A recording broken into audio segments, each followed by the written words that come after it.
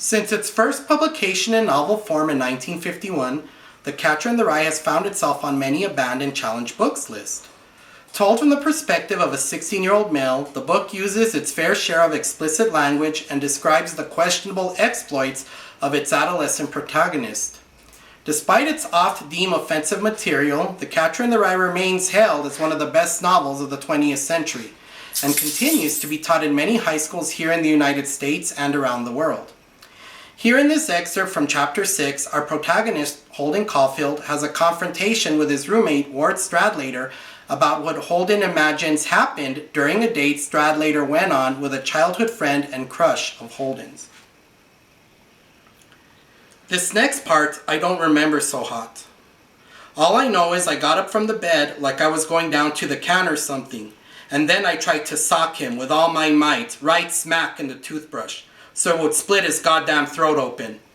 Only I missed. I didn't connect. All I did was sort of get him on the side of the head or something. It probably hurt him a little bit, but not as much as I wanted. It probably would have hurt him a lot, but I did it with my right hand, and I can't make a good fist with that hand, on account of the injury I told you about.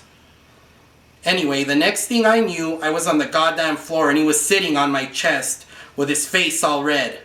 That is, he had his goddamn knees on my chest, and he weighed about a ton. He held hold of my wrist too, so I couldn't take another sock at him. I'd have killed him. "What the hell's the matter with you?" he kept saying, and his stupid face kept getting redder and redder. "Get your lousy knees off my chest," I told him. I was almost bawling. I really was. "Go on, get off of me, you crummy bastard!" He wouldn't do it though.